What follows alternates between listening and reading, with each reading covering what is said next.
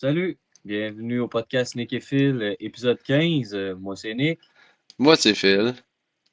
Phil, la deuxième ronde est bien commencée. Euh, Petit recap, là, la dernière fois, je pense qu'on n'avait pas parlé, mais le Canadien s'en allait jouer match 6 et 7.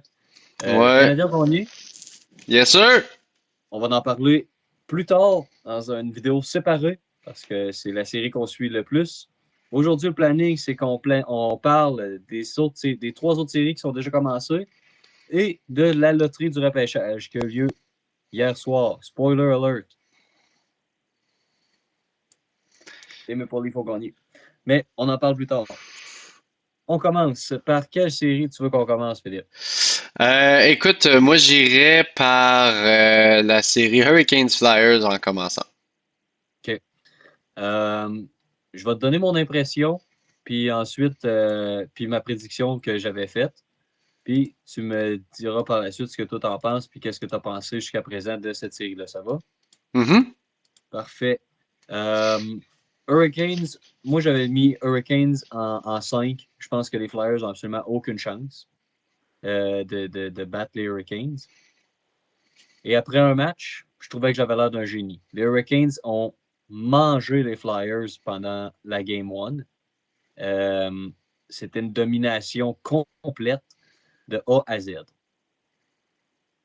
La Ouais, deuxième game, les Flyers m'ont impressionné. ouais.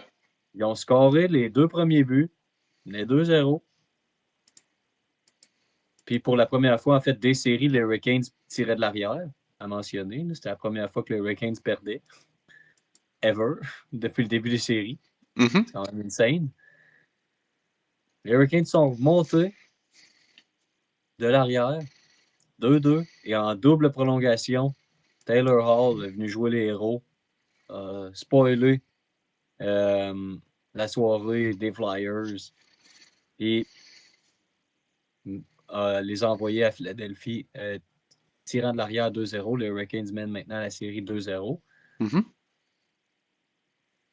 Je ne change pas ma prédiction. Je pense encore que les Hurricanes vont gagner en 5, malgré ce bon match des Flyers.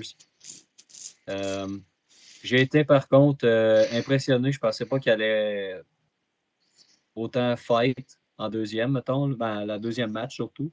Ils se sont bien adaptés. Bien hâte de voir le troisième match, mais je pense que les Hurricanes ont un pass pour la finale de conférence.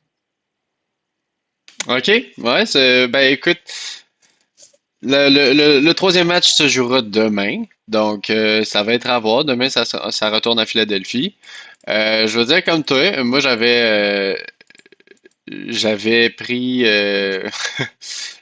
j'avais décidé d'y aller avec les Flyers en 7. Je t'explique pourquoi. Ouais, c'est encore Euh, possible. c'est encore possible, oui. Par contre, écoute, après avoir vu la première partie, je pense que ça a quand même démontré à quel point la Caroline va très probablement gagner cette série. Ouais. Mais après la deuxième partie, ça l'a un petit peu moi aussi confirmé que il y a quand même des chances que les Flyers passent à autre chose. Puis je vais juste nommer une personne. Écoute, Dan Vladar. Mm. Moi, je pense que ça va être lui la clé dans cette série-là. Et si les Flyers réussissent aussi à arrêter le trio de Blake, Taylor Hall et Stankoven, parce que ce Ouais. trio-là fait des ravages dans toutes les victoires des Hurricanes. C'est ce Mm. trio-là qui a pris l'avance. Donc, Leurs ouais, 6 victoires consécutives aux ouais, Hurricanes. Ils n'ont pas encore perdu, eux autres, là. ouais, C'est comme, exactement. c'est comme Colorado. Exactement. Donc, ça va être à voir dans la partie 3. Moi, je m'attends au moins à ce qu'il y ait une victoire en Philadelphie. Je peux pas croire que les Hurricanes réussissent un deuxième balayage de suite là, contre les Flyers. Ça serait C'est surprenant, possible. mais C'est toujours une possibilité. Ce serait très surprenant, puis ce serait probablement l'équipe à le plus craindre si ça arrive parce que, écoute, ces gars-là, ils vont tellement être reposés. Ils peuvent quasiment prendre une semaine de vacances puis leur revenir pour la troisième ronde. Si, admettons, ça arrive que les Hurricanes gagnent en 4 matchs, ça se ferait avant même que Buffalo et les Canadiens jouent leur troisième partie. Donc, tu sais, on va venir à cette série-là plus tard, mais juste pour dire à quel point l'horaire des séries est un petit peu, il en laisse un petit peu à désirer, je trouve, là, puis Ouais, ça pourrait vraiment avantager une équipe comme les Hurricanes, par exemple, là, si ouais. jamais la série Buffalo-Montréal en plus s'en va en plus que 4 ou 5 6 parties, tu sais, donc Ben, ça va être à je regarder. pense, je pense, puis là, sans vouloir trop dériver dans cette série-là, mais je pense que Buffalo-Montréal, la plupart des gens ont mis ça en 6 ou en 7. Là. Ouais, ouais, je pense que On s'attend pas à une série courte là, entre ces non. deux équipes-là. Là. Alors tout ça pour dire, espérons que les Flyers puissent au moins avoir une victoire ou deux à la maison. Puis écoute, si on sort de Philadelphie puis c'est 2-2, on va avoir une bonne série parce que les Ouais. Hurricanes, on n'a pas encore vu ce que ça donne quand ils perdent deux Mhm. parties, quand ils en perdent une même. Donc, Ouais. qu'est-ce que ça va donner s'ils en perdent deux de suite? Est-ce que ils ont la capacité, comme toutes les bonnes équipes des séries, de rebondir puis de faire comme ça? On l'a pas vu encore. On l'a vu dans la saison régulière, mais comme on dit tous, c'est pas la même game Pas la en même série game. pantoute, là. Donc, ça va être à voir ça aussi. S'ils perdent, comment ils vont rebondir de cette défaite-là. Et puis, dernière affaire, tu m'as nommé Dan Vladar pour les Flyers. C'est la Absolument. clé pour eux. La clé pour les Absolument. Hurricanes, c'est quoi? Pour moi, ça va être Aho Ah, qui reviennent oh, un petit peu, ouais, qui reviennent un petit peu plus parce que le trio de Stankoven fait toute la job en ce moment. ouais. Mais je trouve, genre, si j'étais les Hurricanes, j'en demanderais un petit peu plus de mon premier trio aussi. On a vu Seth Jarvis qui s'est réveillé un petit peu, hein, Ouais. il a eu sa meilleure game des séries selon moi là, avant hier. Donc hier en fait. Donc ouais, non, ça va être très intéressant de voir ça Mm. demain. Et pour toi, ce serait quoi la clé pour les Hurricanes? Les Hurricanes, la clé pour moi, c'est Frédéric Anderson doit continuer à être absolument incroyable. Oui, Tu as ça c'est nommé sûr. Dan Brodeur. Frédéric Anderson, pour moi, c'est le gardien le plus impressionnant depuis le début des séries. Ah ok. Ouais, Lui et Dobesch. Là. ouais, ok, Euh, c'est ça que j'allais dire. Je suis comme, parce ouais, que je c'est ne pas m'attendais mon. pas à ça de la part de Dobesch, mais Anderson, c'est un gardien qui a été plaqué par les blessures depuis le début de sa carrière. C'est vrai. Euh, en série, quand il jouait à Toronto, il nous avait habitués à un très bon match, un match où il n'est pas jouable. Un très bon match, un match où il n'est pas jouable. Puis depuis qu'il est avec la Caroline, il y a eu des bonnes séquences, mais il y a eu des moments où il avait perdu le filet. Kochetkov a fait son apparition. Avant Mhm. ça, on a eu Antti Ranta. Là, on pensait tous que ça allait être Brandon Bossy devant le filet cette année parce qu'il y a eu une saison absolument incroyable. Puis le Game 1 contre Ottawa, Rod Brindamour est allé avec Frederick Anderson, blanchissage. Il y a déjà 2 blanchissages depuis le début des séries. Puis il a été impressionnant à 36 ans. Euh, il goal extrêmement bien pour les Hurricanes. Puis il n'a pas encore connu la défaite depuis le début des séries. Fait que Non, il pour n'est pas encore moi, perdu. la game défensive des Hurricanes est la clé. Si on est capable de shut down les Flyers, comme on le fait déjà très bien, euh, j'ai pas de crainte pour eux. Non, moi je pense pas non plus que les Hurricanes ont de quoi avoir peur de qui que ce soit dans ces séries. Ce Mm. que je vais mentionner par contre, c'est ça, je suis en train de regarder là, rapidement là, au niveau des statistiques là. Je tiens quand même à mentionner que les Hurricanes, c'est une des trois ou quatre équipes dans la ligue qui vont avoir des gardiens très performants, selon moi, en raison d'un En système raison du défensif. système. Oui, mais en Euh, série, c'est pas pareil non plus. Là. non, mais je dirais aussi, je pense que c'est l'équipe qui a eu le moins de tirs sur le Le moins de gardien territoire. aussi. Ouais, Il tu a fait des sais, gros arrêts, par contre. Fait des gros arrêts. ouais, Mais absolument. c'est bon. Mais ouais, je vois ce que tu veux dire. Vu le système défensif, c'est sûr que les menaces sont moins grandes que dans un run and gun style les Ducks. Là, Lucas Dostal, il a eu affaire à beaucoup de chances contre lui, mettons. Là. Ouais, exactement. Ah non, c'est ça. Ben, écoute, je regarde les statistiques, puis c'est ça, c'est la meilleure équipe pour ce genre de situation-là, là, où est-ce que le gardien semble tout arrêter, mais les tirs qui sont pris contre lui, c'est des tirs de périphérie, c'est pas des tirs de haute qualité, nécessairement. Donc, moi, je regarderais surtout ça. Pour une équipe comme la Caroline, là, je pense que la clé du succès, ce serait de mettre un gars devant le net, puis tu sais, de vraiment obstruer la vue du gardien, puis d'essayer de prendre des Ça, c'est tirs un sûr. petit peu plus de la pointe au lieu des tirs de périphérie Je veux dire contre pour les les Flyers. Hurricanes.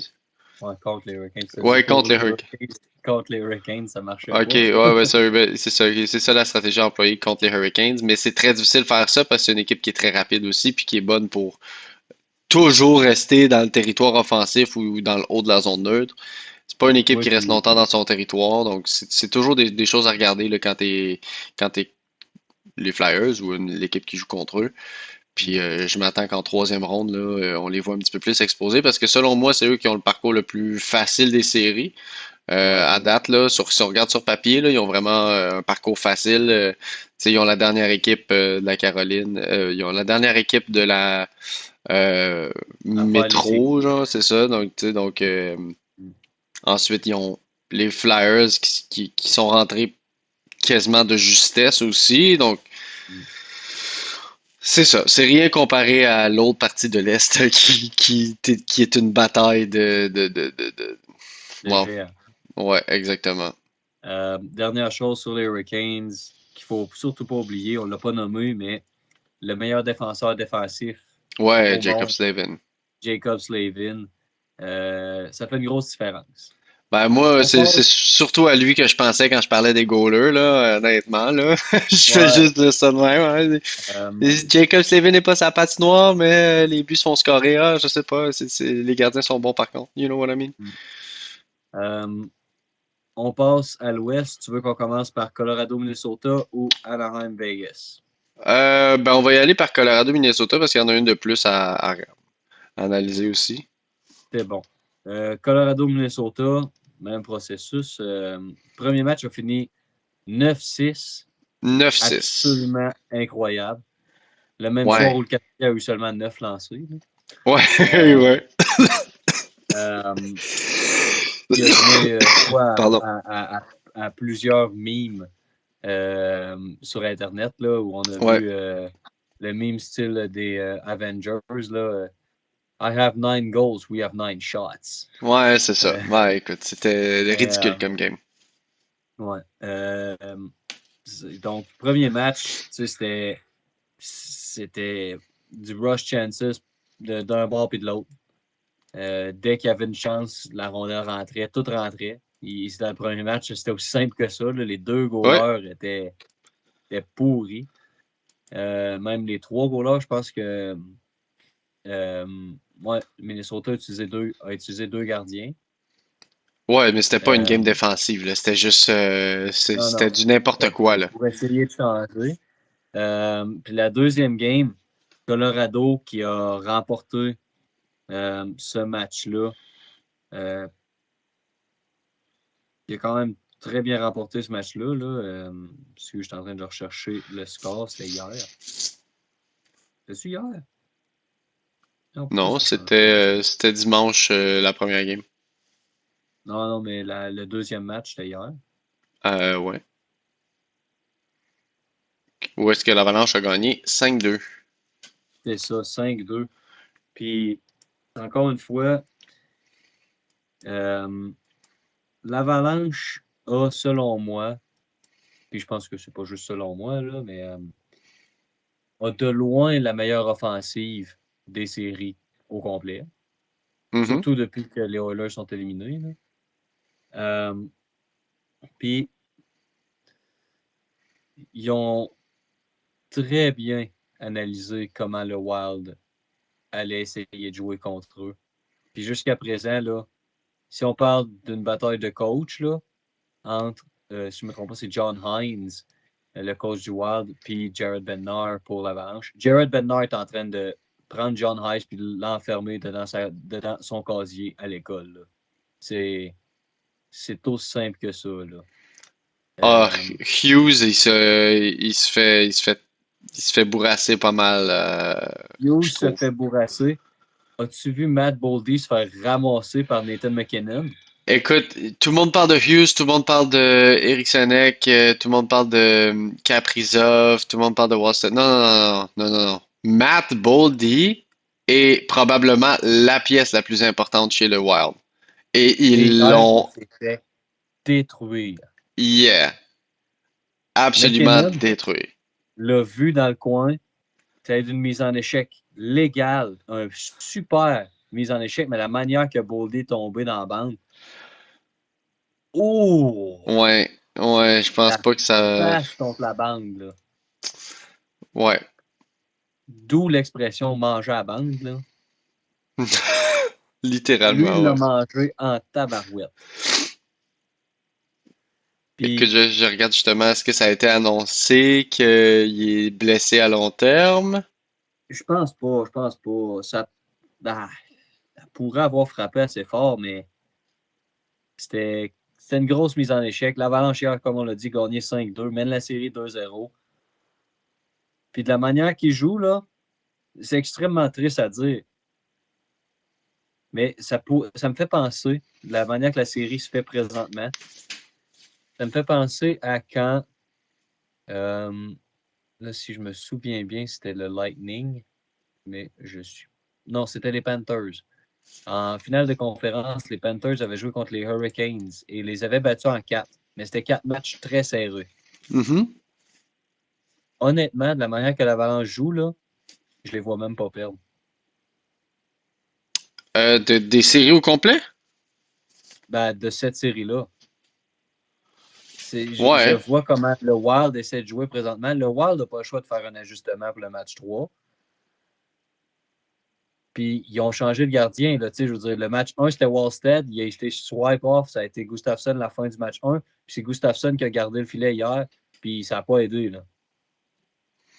Ouais, moi je pense que justement les blessures puis les petits les Les petites petits affaires bobos. là, les petits bobos, exactement. Moi je pense que ça va hanter le Wild tout le long. Mm. Puis du côté de l'Avalanche, ben écoute, eux aussi ils ont un parcours plus facile entre guillemets, mais je parle juste de la première ronde. Tu sais, ils ont quand même eu les Kings, que c'est pas nécessairement une équipe qui est extrêmement euh,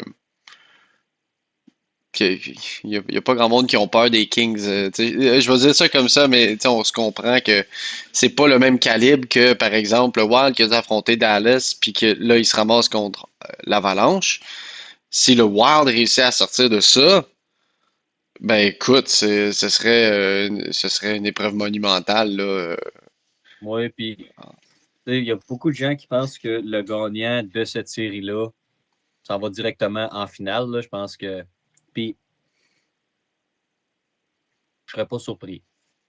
Je Les... serais pas surpris non plus, mais j'attendrais vraiment de voir l'autre série dans l'Ouest aussi, qu'est-ce qui va se passer, parce que ça, je m'attends à peut-être un petit peu plus de Que ce chiens que soit. le monde pense dans Oui, cette série-là. moi aussi, honnêtement, j'ai hâte qu'on en parle.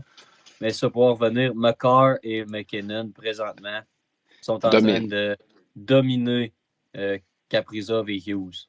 Ouais, C'est aussi simple que ça. absolument. Hier, Gabriel Landeskog a joué tout un match. Ouais, il a fait un but en Euh, avantage numérique. bon avantage numérique, grosse mise en échec. Euh, il était partout sur la glace. Une passe sur le but de Nathan McKinnon. Ouais, Euh, vraiment, il était partout. Là. Un vrai capitaine hier soir. Puis, il a été absent pendant presque 2 ans là, après la conquête de la Coupe par l'Avalanche. Ça a paru énormément. Puis là, ça paraît énormément qu'il est de retour. ouais, ça paraît vraiment. Ouais. Puis l'Avalanche joue très bien. Puis l'Avalanche, honnêtement, là, si je suis n'importe quelle autre équipe de la Ligue, là, je vois ça, là, on va dire, n'importe quelle équipe active. Les autres Ouais. qui ne jouent pas, c'est encore lisse. Euh, ça fait peur. Ça fait très peur de voir comment l'Avalanche joue présentement. Là. Ouais, je suis d'accord. Je suis d'accord. Écoute, c'est sûr qu'en ce moment, la seule équipe qui est encore dans les séries qui doivent avoir peur de l'Avalanche, c'est le Wild. Pour l'instant, les autres équipes Ouais, n'y pour l'instant, pensent c'est le pas. Wild. Les autres équipes ne peuvent pas y penser. Mais moi, ce que je trouve vraiment intéressant, c'est juste au niveau des mises en jeu. Domination du Wild dans la partie 1, quand ils ont perdu 9-6. Et hier, c'était une domination de l'Avalanche, à peu près le même pourcentage de l'autre côté. Un fait surprenant, par contre, dans cette série-là, c'est que l'avantage numérique du Colorado a enfin débloqué Ouais. après la saison régulière méconnaissable de la part du quintet de Ouais. l'Avalanche. Moi, je comprenais pas comment une équipe avec autant de talent pouvait être aussi mauvaise en avantage numérique. Forçait pas. Il Non, voulait c'est faire à ça. cœur toute la saison que genre il était pourri en powerplay. Fait que Ben, là, rendu en exactement ce que playoff, je là, pensais. bang! C'est ce que je me suis dit aussi en les regardant jouer. Écoute, la façon qu'ils ont bougé la rondelle, tank, tank, tank, tank, tank, ok, c'est bon, c'est dans le net. Wow, ils ont aucune hésitation. C'est Deux buts létal hier comme par force le de frappe. powerplay. Exact. Deux Donc, ça a buts été hier un en peu l'histoire du powerplay. match. Puis dans le match de 9-6, ils ont eu un, deux. Non, excuse, c'est un short-handed goal, ça, pour Minnesota. Un but en powerplay. Un seul. À date, c'est 3 buts en powerplay en deux matchs. Là. Ouais. Et j'ai très, très hâte au prochain match, qui est vendredi. Ouais. Non, Puis, ah demain. oui, ouais, Demain. un autre petit fait intéressant. Il y a quand même plusieurs joueurs du Wild qui ont été euh, aux Olympiques, qui ont gagné la médaille d'or euh, au hockey masculin. Et il y a beaucoup de joueurs de l'Avalanche qui ont perdu la médaille d'or aux Olympiques. Donc, tu sais, moi, je trouve qu'il y a aussi un petit peu de ça qui se ressent sur la glace quand tu vois des coups comme McKinnon, Ouais, qui est il y a pas tant peut-être un connu peu de. pour, il est pas tant connu pour ça, McKinnon, il est capable, mais on le voit pas souvent. On le voit pas Non, souvent mais faire des grosses mises en échec de même. McKinnon, quand il décide qu'il pogne quelqu'un, là, tu sais, on l'a vu, il a frappé. C'est qui a frappé dans le centre de la glace? Euh, il en a frappé un. Le joueur du Wild sortait de sa zone à sa ligne bleue. Puis McKinnon, il est juste rentré dedans. Là. Il est Genre, il l'a capable. aligné, puis il l'a rentré. Puis bon, on a parlé de Boldy tantôt sur le bord de la bande. McKinnon, on l'a dit, il est capable. Puis quand tu te fais frapper par lui, ça fait mal. Il va pas juste te plaquer, genre, pour dire il va t'accoter dans la bande. Non, il va Si utiliser tout il te plaque pour te l'espace. faire mal. Ouais. Parlant de plaquer pour faire mal, je sais pas si tu l'as vu passer, la mise en échec de Marcus Foligno sur Cale Makar. Ouais. Makar, Ah il a ouais. volé. Il a C'était. vraiment il a perdu tout l'équilibre possible, là. Il était plus là, puis écoute, il s'est relevé, puis il était pas content parce qu'il ouais, il s'est fait Non, il est ramasser. allé au vestiaire se faire donner une crème, ça a l'air, pour probablement qu'il s'est fait un solide bleu sa hanche, là, parce que c'est ça qui a absorbé le choc une fois tombé sur la Ah, glace. ouais. Mais c'est ça. Grosse série. D'après moi, ça va quand même au moins en 6. Mais Ah, moi, en- je veux voir la game 3 avant de dire quoi que ce soit d'autre là-dessus. À la base, j'ai dit le Wild en 6, le Wild en 7, le Wild en 6. ouais, je crois que tu as dit Wild en 6. Ouais. Moi, j'ai mis Colorado en 6. Ouais, mais je pense, honnêtement, Huitième. moi, j'ai un petit peu perdu espoir là, en regardant les deux dernières games, là, des parties de, là, mais ouais, pour vrai, je pense que l'Avalanche passe au troisième tour. Ouais. Donc, on passe à l'autre série du côté de l'Ouest. Anaheim et Vegas. Et là, Game 1, personnellement, tu me diras ce que tu en penses. Les Ducks ont dominé Ouais, complètement ouais, toute la game. ouais, Jackson Lacombe a fait le jeu le plus stupide de sa jeune carrière. en effet. Après un highlight move par Léo Carlson, qui a absolument ridiculisé le défenseur, c'était Hanifin, je pense. Puis les Ducks ont perdu 3-1. Ouais, avec un but en filet désert de Mitch Marner à la fin de la partie. Il y a eu au moins un autre événement là, qui a été quand même controversé pendant la partie qui a mené à un Le but. quart de dégagement refusé. Ouais.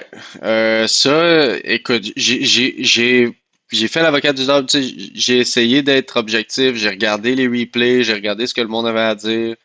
Mm. Euh, à la fin, il y a juste une chose qui me revient. Quand c'est incertain, comme ce l'était sur la séquence, le bénéfice du doute revient au défenseur. C'est comme ça que c'est inscrit. C'est comme ça que c'est Ouais. inscrit. Le bénéfice du doute pour un dégagement refusé revient au défenseur. C'est-à-dire qu'à moins que ce soit extrêmement évident que l'attaquant ou le joueur de l'équipe adverse qui pourchasse la rondelle est en avance significative, puis que c'est clair quand il arrive au cercle des mises en jeu proches du gardien, là. Ouais. Dans ces temps-là, quand c'est pas clair, le défenseur a l'avantage et le dégagement est refusé. Moi, c'est ce que j'ai Ouais. compris de la situation. C'était tellement serré par contre que je peux aussi comprendre pourquoi un arbitre qui, qui était, qui était en position proche du jeu dirait ouais ben tu sais je trouve que le joueur des Golden Knights était en avance sur le jeu. Puis moi je trouve qu'il était pas mal égal, mais sur le coup la partie va vite et tout, puis ça l'a mené directement au but de Barbachev, si je me trompe pas, là. Ouais. Juste après le but de Granlund en troisième période. Donc, je pense que c'était pas un bon call, mais en même temps, c'est les séries. Je trouve que les Ducks, après ça, ils ont été déconcentrés. Ça l'a paru dans leur jeu. Je trouve qu'il y a eu Ouais. un manque de focus par la suite. Puis, ça reste que des fois, tu vas en avoir de ton bord, des fois, tu vas en avoir qui sont pas de ton bord. Puis, tu sais, tout ce que tu peux faire, c'est de continuer à jouer. Puis c'est ça que les coachs essaient de faire comprendre à leurs joueurs. Puis je Ouais. trouve que les Ducks, après ça, ils ont arrêté de jouer ou ils n'étaient pas au même niveau qu'ils étaient au moment de scorer leur premier but de la partie. Puis ça leur a pris 3 périodes pour se rendre là. Puis au lieu de Ouais. continuer, ils ont juste oh coin. Ils se sont effoirés. Mm.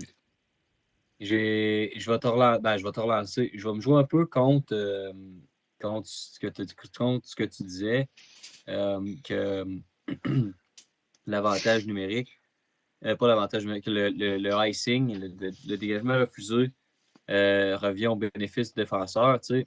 Oui, mais quand on est jeune et qu'on joue au hockey, on nous apprend une chose. Arrête pas Puis de ça, c'est ce skater. que c'est. Ben, tu joues jusqu'au sifflet. Oui? Tu joues jusqu'à ce que tu entends un sifflet. Normalement, on applique ça quand genre, le goaler gèle la pas. Tant que tu n'entends pas le sifflet, tu varges dessus. Là. Tu t'en fous de te faire donner un cross-check d'en face. Là. Si tu n'as pas entendu le sifflet, tu varges et tu essaies de la mettre dedans. Là. Ouais. Je ne suis pas pour frapper les gardiens de but. Mais c'est ça qu'on apprend aux jeunes. C'est ça qu'on veut voir de nos joueurs. On veut voir un dog qui va aller en avant du net. Dans cette situation-là, la rondelle va dans le fond. Puis quand le défenseur des Ducks, c'était Jackson Lacombe encore. Ça a été Ouais. son pire match à vie, je pense. Là. Euh, il pensait que c'était icing. Puis deux autres joueurs des Ducks sur cette séquence-là Qui ont raté. qui ont arrêté complètement. Ils ont arrêté de jouer. Ils étaient comme, alright, c'est icing, on s'en fout. Vegas a continué parce qu'ils ont remarqué, hey, le ref n'a pas sifflé. Cool. Ça a amené directement au but. C'est un. Le moment du icing, ben, du supposé icing, c'est un petit. C'est un 3 secondes où c'est que les gars ont juste comme relâché. Bang. Oui? Puis ça, c'est une erreur de jeunesse pour les Ducks. Là. Les jeunes joueurs qui étaient sur la patinoire là, se sont fait avoir. Puis ils se sont fait avoir solide.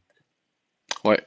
Je pense pas que c'est une erreur qu'on va revoir d'ici la fin des séries. Là. Je pense que Joel Kenville, expérimenté comme il est en tant que coach, je pense qu'il va nous mettre ça clair. Là.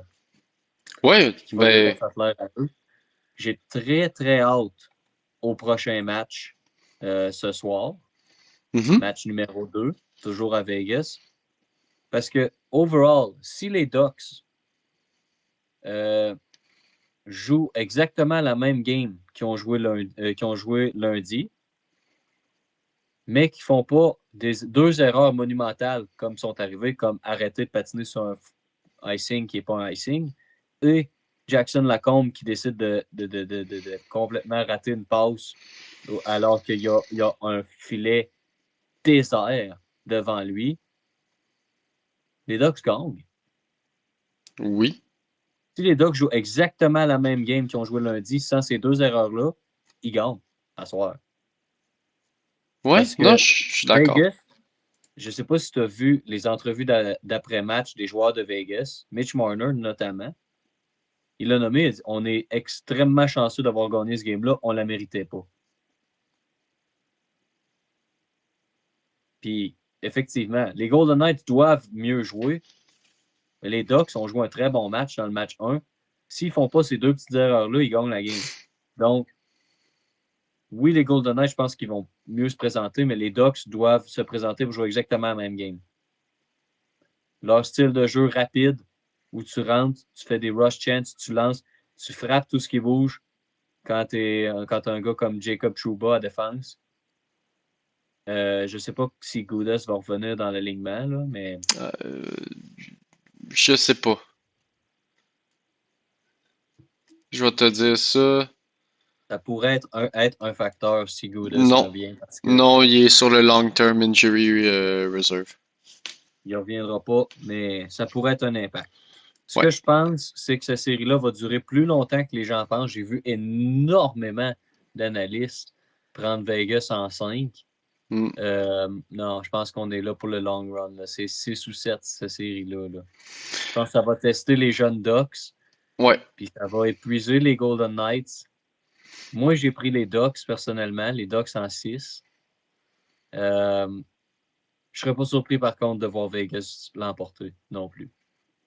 Je pense que Non. c'était très serré, mais bien hâte de voir le prochain match. Puis ça ressemble à ça.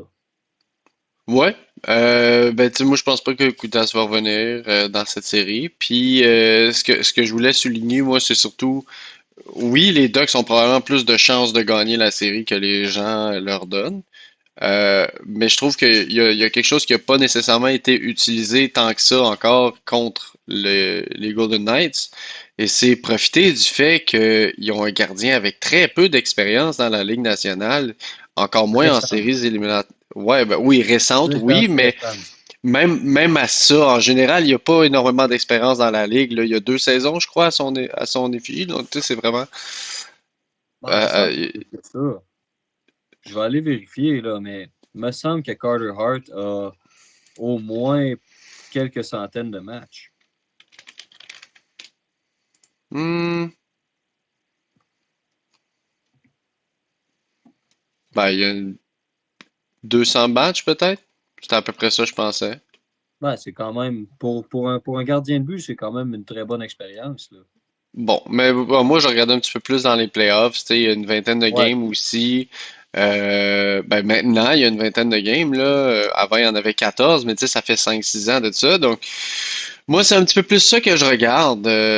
Si je suis les Ducks, moi, j'essaierais vraiment plus de mettre un joueur devant, tu sais, essayer de le déranger le plus possible, puis de vraiment atteindre son mental le plus que tu peux, parce que si ce gardien-là n'est pas sur sa game, ils n'ont pas une option mieux en arrière. Les Golden Knights, je pense que c'est la faiblesse la plus grosse chez les Golden Knights. Ils ont quand même réussi à trouver quelqu'un qui est capable de faire la job, mais il est quand même très bien protégé par sa défensive aussi. Ça, je tiens à le souligner. Il n'y a pas des statistiques incroyables dans les parties qu'il a jouées. C'est respectable, c'est correct, mais c'est pas incroyable comme, par exemple, Dobesh ou Vladar ou qui d'autre a été excellent aussi. Anderson. Anderson, exactement, c'est lui que je cherchais. Wallstead Donc, en première ronde. ouais, Wasted, il y a un petit peu plus de misère en ce moment, là, mais c'est parce que l'Avalanche, elle est incroyable aussi. Donc, tout ça, c'est ça. Tout ça pour dire, je trouve que les Golden Knights c'est l'année, selon moi, où est-ce qu'il serait techniquement le plus facile à sortir des séries, je trouve. Mais ils réussissent tout le temps à s'en sortir. C'est une équipe très expérimentée aussi, un peu comme on l'a vu avec les Canadiens dans la partie 7 contre le Lightning. Ils sont capables de gagner les games qu'ils ne devraient pas gagner, là. Ouais. Les Golden Knights sont excellents même pour faire ça, là, de sortir avec une victoire quand il n'y avait aucune business, Mhm. même être proche d'une égalité là, sur papier ou quoi que ce soit, ou de la façon qu'ils jouaient. Je parle pas nécessairement au niveau des buts chanceux ou comme peu importe comment tu veux l'appeler, mais juste Non, ils mais ils sont sont capables opportunistes. ils sont très opportunistes, c'est ça. C'est ça. Tu vas faire deux erreurs dans le game, ils vont scorer ces deux erreurs. Mais Ouais. puis eux autres vont faire huit erreurs, puis tu vas scorer peut-être une ou deux fois parce qu'ils sont bons pour revenir après leur erreur aussi. Donc tu sais, c'est Ouais. vraiment une équipe qui est difficile à jouer contre, mais les Ducks peuvent très très bien s'en sortir aussi. Je pense que comme tu l'as dit, si on continue de jouer très physique contre la défensive, tu peux un petit peu les fatiguer. C'est pas une défensive qui est hyper mobile comme on l'a vu dans les dernières années à Vegas, là. Ouais. Il leur reste un très bon défenseur mobile et c'est pas mal tout. Donc tu sais, si tu varges un petit peu sur Theodore, ben écoute, je pense que tu peux t'en sortir pas mal, là. Puis effectivement, comme tu as dit, il faut pas qu'il refasse des erreurs comme Lacombe. Non. Mon gars, juste tire la puck, prends le retour. Vas-y à la base. Je sais pas pourquoi il a essayé de faire une passe, même je pense que c'était qui? C'était Troy Gauthier, je Terry. pense. C'était Troy Troy Terry Terry, qui était dans le filet. qui est là, Troy genre, Terry, il comment était j'ai la trop puck, proche. genre. Il était trop proche. Tu sais, les deux gars étaient à peut-être 12 pouces. Tu sais, Ouais? Lacombe a eu la rondelle sur son côté one-timer. Le filet est ouvert. Le filet est ouvert. Première affaire qu'il fait, il y a pousse à Terry qui attend pas la rondelle, qui est pas prêt. Puis il est là, puis euh, Ben non, mais c'est parce que Troy Terry était quasiment déjà en train de célébrer. Genre, il a juste vu ça, puis il est comme, ben là, c'est sûr qu'il va scorer, il n'y a aucune façon. Il a à peine non. levé les mains avec le bâton, puis tu sais, il a pas reçu la puck. Mais tout ça pour dire, je pense que les Ducks ne referont pas cette erreur-là. S'il y a une chose que les Ducks ont bien fait cette année, c'est d'apprendre leur erreur. Ouais. Je trouve qu'ils ont vraiment énormément évolué depuis le premier match de la saison, sous les ordres de Kenville, justement. Je pense que c'est lui qui est derrière tout ça, là. Ouais. Mais ouais, les Ducks sont très bons pour comprendre leur erreur puis move on. Puis tu sais, c'est quelque chose que les Canadiens ont fait aussi là, dans les deux, trois dernières années. Donc ouais, ça va être une série que moi aussi, je pense que ça va peut-être aller en 6 ou en 7 après avoir vu le premier match. Mais je serais pas non plus surpris si les Vegas gagnent en 5 aussi. Ils vont peut-être avoir deux, trois victoires chanceuses, puis finalement, on va dire, ben, les Ducks ont dominé la série, mais les Golden Knights ont gagné. Mm. Alors voilà.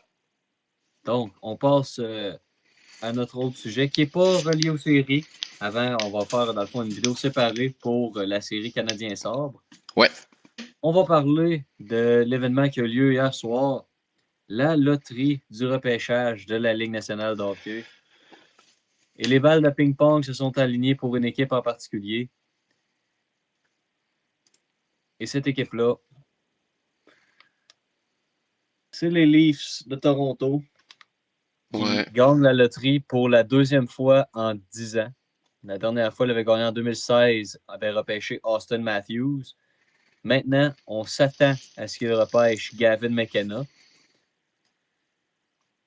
Écoute, je pense que je connais un peu ta réaction, Philippe, par rapport au fait que les Leafs aient remporté la loterie. Moi, je suis pas, je suis pas un Leafs hater. Je suis pas non plus un Leafs lover. Euh, je suis content, en fait, que Gavin McKenna soit dans un marché canadien. Est-ce que je suis content qu'il soit à Toronto à place de Vancouver ou Calgary? Non. Est-ce que je suis content, par contre, qu'il soit à Toronto versus New York ou Chicago? Oui. Oui. 1000 fois oui. La deuxième loterie a été remportée par les Sharks. Donc, les Sharks qui ont déjà un prospect pool aussi profond que la fosse des Mariannes vont pouvoir avoir un autre deuxième choix incroyable. Ils peuvent faire ce qu'ils veulent avec. Là, ils peuvent l'échanger pour avoir de l'aide maintenant ou ils peuvent repêcher Ivar Stenberg ou Carson Carroll, Chase Reed, Keaton Verhoff. Ils peuvent faire ce qu'ils veulent avec ce choix-là. Les Sharks ne pouvaient pas demander mieux. Et les Canucks pauvres Canucks qui chutent de numéro 1 à 3.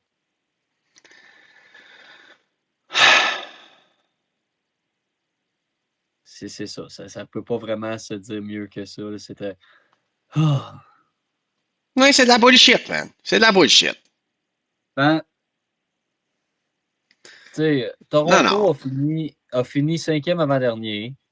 Ben, en position de finir dans le plus bas top 5. Est-ce qu'il méritait de monter jusqu'à 1? Non, je pense pas. Est-ce que ça aurait été absolument hilarant si ils avaient perdu leur choix puis une équipe plus basse que les autres avait monté puis leur choix s'en allait à Boston? Oui. Oui. Oui. Mais là, il faut se souvenir. Et là, euh, bon, on va parler, tant qu'elle en parle, on peut en parler un petit peu. On ne sait pas si Matthews va être de retour. Et là, on n'ira pas dans tous les détails parce qu'on peut parler de ça pendant 1 heure. Mais si jamais il ne revient pas, on s'entend que Toronto ne sera pas meilleur l'année prochaine sans Matthews, même s'ils ont Gavin McKenna. Non. Et là, c'est là l'option que les Leafs haters et que certains fans des Canadiens vont pouvoir rire de la gueule des Leafs. OK? Que Toronto étant pourri cette année, qui est pourri, la saison n'est vraiment pas allée selon ce qu'eux voulaient faire. Finissent 5e, le 5e plus bas, et donc 28e, je pense, dans la ligue. Leur choix était protégé top 5. Maintenant, ils donnent à Philadelphie leur choix de 2027, donc l'année prochaine. Unprotected. Aucune protection. Pas top 5, pas top 10, là, 0. Et ils donnent à Boston leur choix de 2028 sans protection non plus. Donc, si Toronto est encore pourri l'année prochaine et l'autre d'après, oh là là, on va pouvoir rire. Voilà. Donc, c'est un couteau à double tranchant et tout repose pour les Maple Leafs sur la décision d'Austin Matthews. Ouais. Tout repose Mais là-dessus. Si on se le dit, là, mettons qu'il revient, OK? Il se dit, ouais, finalement, je reste à Toronto pour les 2 années de contrat qui me restent maintenant. Toronto peut avoir une saison, se faufiler en série, puis leur choix devient genre le 20e, 18e, peu importe. Parce que je pense pas qu'ils se rendent loin. Mais au moins, c'est pas genre un choix top 10. S'il revient pas, oh, oh, oh là là. C'est des choix top 5, top 10 qui partent là. ouais. Des choix qui pourraient grandement accélérer la reconstruction de ton équipe. Puis malheureusement, ils les auront pas. Donc, tout repose sur Matthews. Est-ce qu'il reste ou est-ce qu'il part? Moi, je pense que les Leafs n'ont pas le choix d'aller dans un mini retool anyway pour les 2 prochaines années avant de commit un full rebuild. Parce que, écoute, le fait que tu gagnes le premier overall, t'es un peu dans la même situation que, genre, mettons, San Jose il y a 2, 3 ans. Mm. Euh, 4, 5 peut-être même plus, là. Après 2019-2020, là, dans ces années-là. Ouais. Écoute, tant mieux pour eux qui aient gagné le premier choix overall. Moi, je pense qu'ils vont trouver une façon de ruiner ça, peu importe ce qu'ils font. Je n'ai aucune confiance en cette organisation. C'est leur problème. Il y a Les beaucoup de gens qui Sharks, parlaient de ça aussi, qui disaient qu'ils n'étaient pas contents nécessairement, qu'ils pensent que Toronto va ruiner un peu McKenna. Ce que je oui. pense. Et je pense pas qu'il ruine le développement de Gavin McKenna. Je pense que peu importe l'équipe qu'il allait le repêcher, il va marquer des points à n'en plus finir. Ça va être un très bon joueur. Par contre, je pense que ça va devenir. Je pense que ce qui est le danger, c'est que si tu ne changes pas la culture de cette équipe-là, donc en bougeant Matthews, en bougeant peut-être Nylander, probablement Riley, ça va peut-être devenir le même style de joueur. Et qu'un joueur très performant en saison régulière, mais quand le jeu se resserre en série, pas capable. Pas capable de jouer. Fait que, est-ce que je suis content qu'il soit à Toronto? Oui. Est-ce que je veux que Toronto échange Matthews? Oui. Pour le bien-être de ce joueur-là, puis je pense qu'on peut se le dire, oui, à Montréal, au Québec, puis dans probablement toute la Ligue nationale, il n'y a pas beaucoup de gens qui aiment les Leafs. Par contre, la Ligue nationale est une meilleure ligue quand les Leafs sont compétitifs. Quand toutes les équipes sont compétitives, c'est plus le fun. Il y a toujours des équipes qui sont mauvaises, là. Mais Ah, ok. C'est quand qu'ils vont faire en sorte que les Canucks puissent être compétitifs? Moi, je suis tanné de les voir les Leafs en série, ça fait 10 ans. Il n'y avait pas besoin de ce first overall-là. Les Canucks sont en train de se noyer année après année. Puis même sur tes tableaux en arrière de toi, ils sont troisième. Genre, voyons donc. Il y a une limite, là. C'est bien beau pour les Leafs, c'est bien beau pour les Sharks. Somebody help the Canucks, bro. Somebody help them. Je sais plus quoi faire. Genre, je peux même pas imaginer être un fan des Canucks. Genre, tu t'as plus d'émotion humaine. OK? Puis, c'est ça. regarde, Les Canucks, présentement, ce qui est vraiment triste avec eux, c'est que tu recules à 2022, si je ne me trompe pas. Ils sont allés en finale de conférence, puis ils ont failli knock-out les Oilers. ouais, Et c'est triste, mais ce qui a fait le down de cette équipe-là, c'est l'immaturité des joueurs. Et je pense, puis là, on ne s'embarquera pas dans une discussion sur pourquoi les Canucks sont mauvais, parce qu'on pourrait passer des heures et des heures là-dessus. ouais.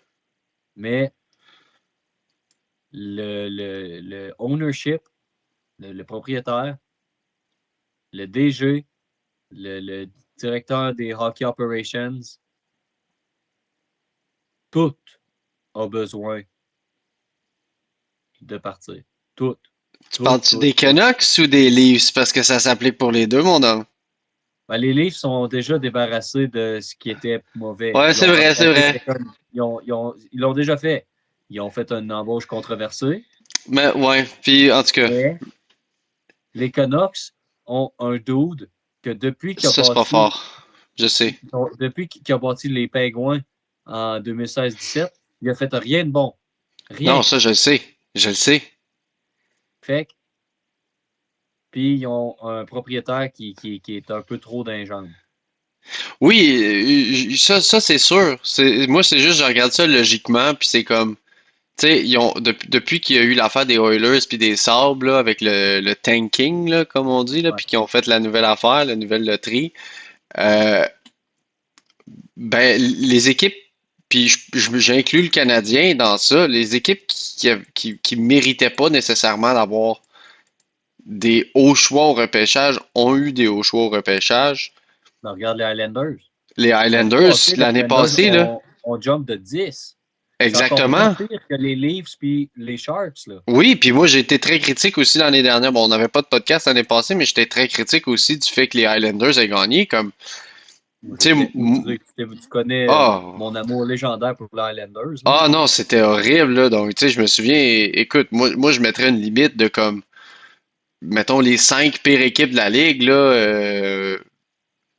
Ben, Tu sais, ce tu que sais, je veux mais la dire, c'est cinquième, que la cinquième ne peut pas être première, le quatrième peut pas être, mettons, euh, tu sais, je sais pas, tu sais, faut que tu fasses de quoi. Il y a d'autres choses à faire que ça, ben, que de donner le premier choix overall à une équipe qui a manqué les séries pour la première fois en 10 ans.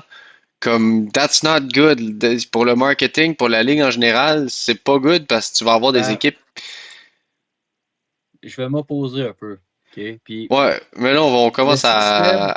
on commence à diverger, mais dernière affaire avant qu'on arrête et qu'on fasse la vidéo sur le Canadien. Le système que la Ligue utilise présentement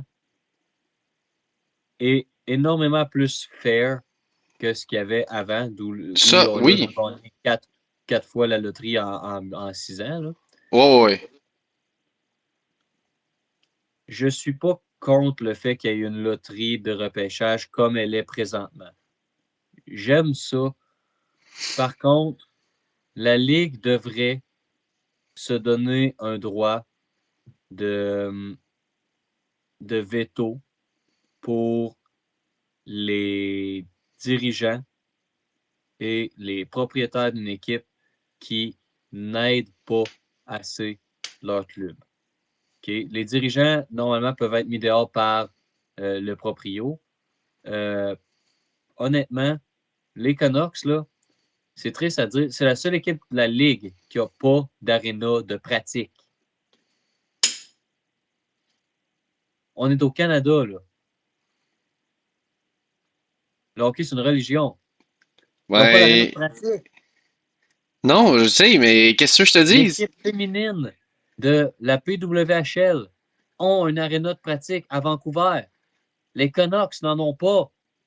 Ouais, mais ça, écoute. Honnêtement, là, oui, ils ont repêché troisième. Oui, ils se noient depuis plusieurs années parce qu'ils sont pourris rares. Oui. Si tu es un proprio, là, puis je suis Gary Bettman, je dis, hey, build ton club, là, puis on va peut-être t'aider un peu après. Ouais, je le sais, mais justement, si je me mets à la place des Canucks, c'est genre, hey, aide-moi donc à builder mon club, puis je vais te faire plus de revenus. Là, j'en ai pas, je peux rien faire. Mais oui, il faudrait qu'il y ait un maudit truc de pratique, là. Ça, c'est niaiseux en maudit, là. C'est Mais, ça. mais, mais en Puis, c'est général, pas comme genre, si le propriétaire des Canucks, il était genre. Le propriétaire des Canucks a fait son argent dans la construction et dans l'immobilier. ouais. Tu sais, Le oui, ça, dude, c'est ironique en maudit, ouais. le dude, s'il veut, il peut bâtir un aréna demain matin. Ouais. Il n'y a pas besoin d'être grosse, l'aréna des Canucks, là, pour la pratique. Là. On s'entend, c'est une surface de glace, une chambre, peut-être un gym. That's it, là. Pas si gros. Ils n'ont Non, pas besoin d'estrade, rien. Là. non. Mais en tout cas, écoute, En tout tout cas, ça pour dire, on n'a tout même ça pas pour parlé dire des que Sharks, là. les Leafs ont gagné la loterie, les Sharks sont deuxième, Canucks troisième, puis on va voir avec notre... on va essayer de faire probablement un live stream pour le draft. Voir quelle équipe va aller où. Après les séries, on risque de faire un podcast où je vais avoir fait un mock draft pour les joueurs. C'est ça le planning pour l'instant. C'est les nouvelles du draft. Toronto a gagné hier. Les balles de ping-pong sont tombées pour leur chance. Est-ce que c'était le meilleur résultat? Non. Est-ce que c'est ça qui est arrivé? On ne peut rien faire. Oui, c'est ça. Donc, on se voit dans quelques minutes. Épisode sur le preview canadien sabre parce que ça Ouais. commence dans 1 heure et demie. Ouais, on va faire le 2 heures et demie. preview. Puis, Non, 1 heure et demie. oui, ça commence à 7 heures, donc bientôt. Ouais. On fait le preview, puis après ça, on va regarder la game. Allez, ciao.